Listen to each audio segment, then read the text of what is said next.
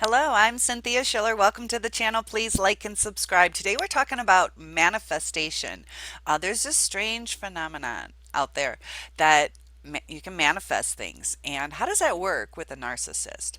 I'll tell you what, if you guys are hoping for a Hoover, sometimes we do hope for that. We want some closure, we want to confront the person.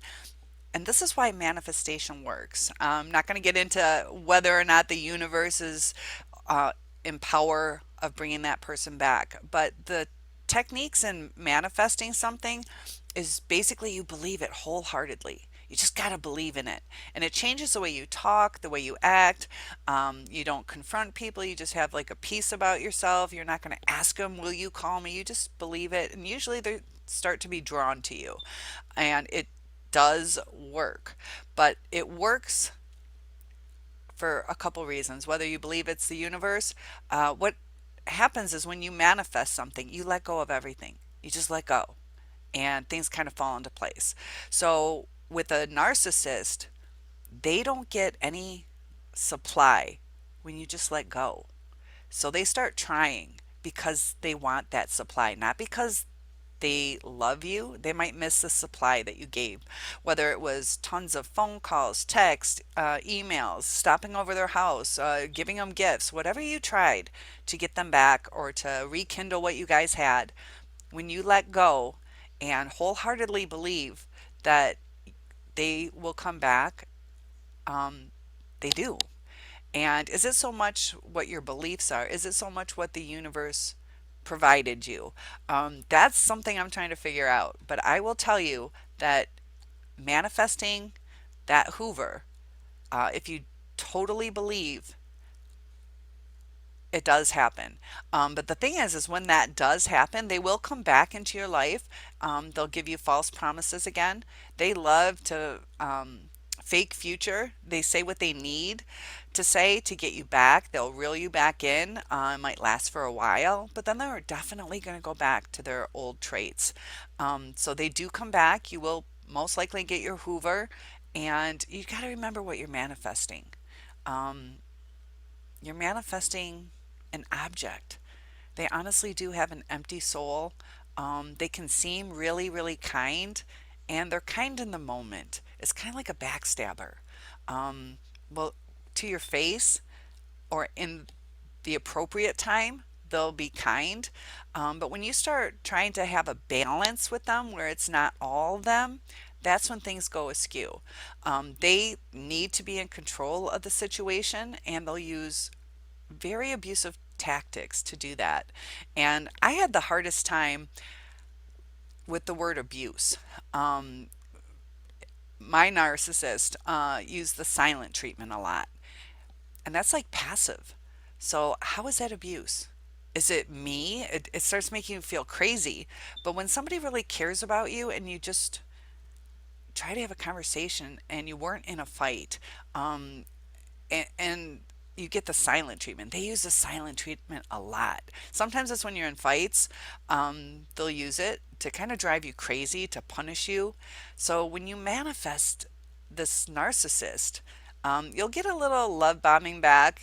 They might be kind. They might call you, give you a little attention, a couple snuggles. You think you're back on track. And with that harem garage, if you weren't available one time, they're just gonna go find somebody else for that night. They'll lie about it. They won't tell you about it.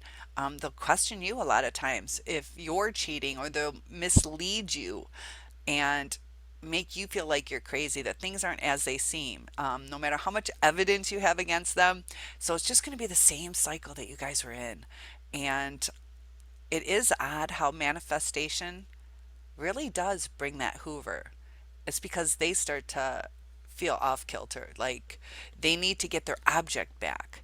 It's not that they're longing for you to love them. They know you love them.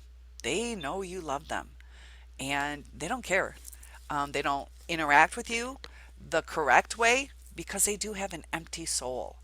And that was another thing that was really hard for me to grasp. How can somebody have an empty soul when our relationship seems so intense, so real? And a lot of times, looking back, was it the best of the best. It, you're on cloud nine. It's not just an even keel relationship, it's an over the top, fantastic. You can't imagine life without them. And they just reeled you in. So if you're trying to manifest, I know some of us are still longing for that Hoover for whatever reason, just be aware that most likely it will happen. But if you are trying to manifest the relationship back, that they don't know how to love because they have no empathy. And if you don't have empathy, you can't understand somebody trying to communicate with you, why they're trying to communicate with you, and you also can't deepen your love for that person. It's just an object. And think of all the objects that you've had throughout your life, whether it was a new pair of jeans or a new car or a cell phone. It's exciting. It's fantastic. And then it's just an object. It starts to get old. We wore it into the ground. We have less of an appreciation for it. And when a narcissist sees you as an object, there's almost no objects that we have had in our lives that have had that same meaning to us as when we first got it. There's always something shiny and new. Now, there are objects we've had. Maybe a deceased family member gave us something and it touched our heart. Like we can really appreciate that for the rest of our lives. But any object that you've ever had, think about it. And that's how the narcissist loves. He loves the object. And all objects kind of lose their shine after a while. So it is kind of cool though how the manifestation changes, and it only changes because it changes your um, needs. You basically get rid of all your needs and you just believe this is going to happen because the narcissist doesn't want to fill any of your needs. He just wants to take from you.